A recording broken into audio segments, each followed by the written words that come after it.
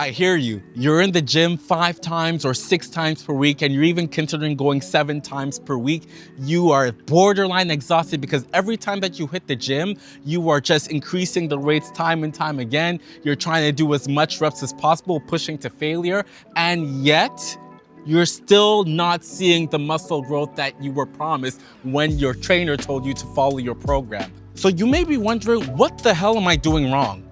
But I'm here to tell you, most muscle growth occurs actually outside of the gym. So should I be spending more time in bed? Let me tell you how to achieve that muscle growth so that you can be able to achieve those objectives, because this may be even harder for you to achieve than actually going to the gym and pushing through your workouts. So let's dive into the topics right now. So today we're going to talk about why sleep is the key factor in terms of recovery and muscle growth. I'd also like to talk to you a little bit about nutrition, so some protein basics just to start off your muscle growth journey. We'll also talk about some stretching or any type of, active recovery activities that can be done. And if we have a little, I'll take some time to walk you through maybe a few basics in terms of some sample meals in order to aid for nutrition. So starting off with point number 1, sleep. Sleep is very important in terms of your recovery because that is where the muscle building actually occurs.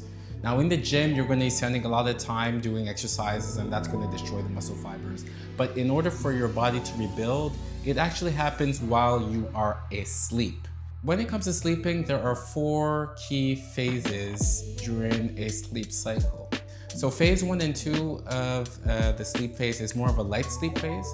But phase 3 is where the active muscle growth actually occurs. So that's in the deep sleep phase. That's what we want to target when it comes to being able to build more muscle.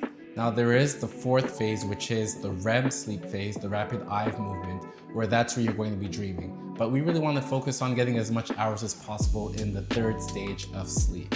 But in order for you to maximize the amount of time that you're going to be in the deep sleep and in the REM sleep cycle phases, in those stages, you have to get at least 7 to 9 hours of sleep. So this is what we have to focus on if we want to achieve muscle growth. Being able to maximize that amount of time that you're going to be in those stages of sleep, it all comes down to factors in terms of improving your sleep. So one could be just making sure that the room is dark and quiet. Another factor would be the temperature of the room. If you want to make sure that you get a better quality sleep, you want to keep your room on the cooler side if you have control over that. Another factor would be to reduce stimulants. So things like pre-workout or coffee, which has caffeine in it. So if you want to make sure that that doesn't impact your sleep, you may want to take a look at having those type of substances early on in the day to make sure that it doesn't affect your sleep quality. So these are a few things that you can do in order to improve your sleep, and that is going to contribute greatly in terms of your muscle growth. When it comes to nutrition, as a beginner, you really want to focus on one specific macronutrient, and that's protein. So most beginners, their protein intake is insufficient for muscle growth. And that's because they haven't developed the natural habits in terms of planning your meals.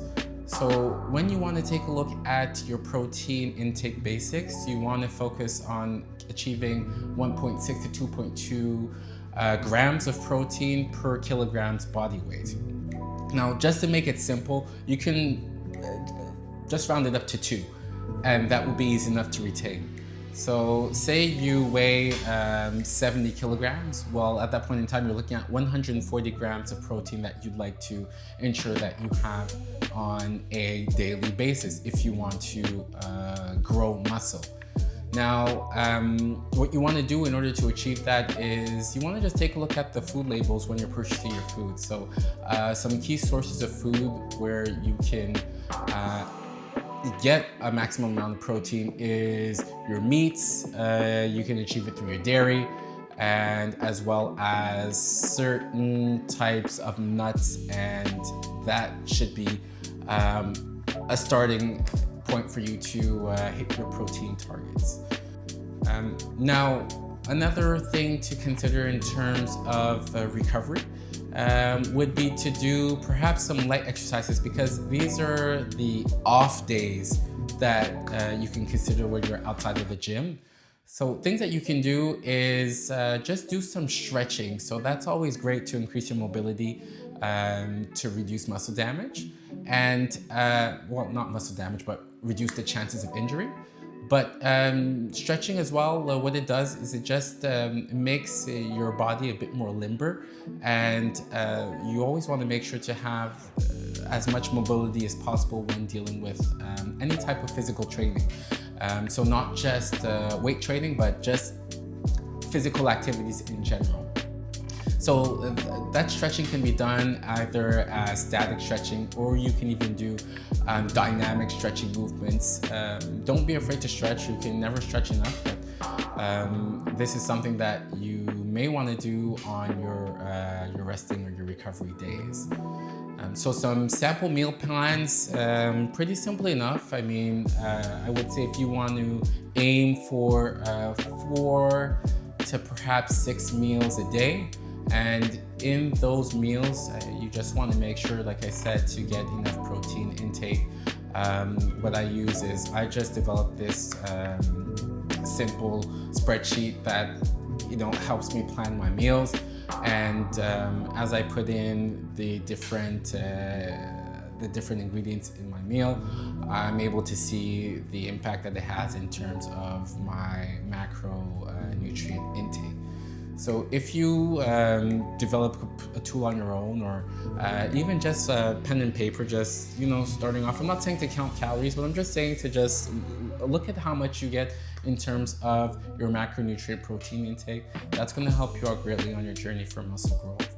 So guys, that's it for today's video. I'm glad that you're able to take some time to explore what it is in terms of recovery and nutrition. So we did talk about sleep, which is the #1 factor in your muscle growth journey. We talked about your protein basic intakes. We talked about what you can do in terms of active recovery, so light exercises like stretching. And we also talked about sample meals and a tool that you can use in order to monitor basically the protein intake that you're getting. So in the next video, I am going to talk to you about something that is well worth your while. You don't want to miss it. We're going to talk about supplements, okay? So that is a big world, and I'm going to mention to you the 3 key supplements that you're going to need to start off your muscle growth journey.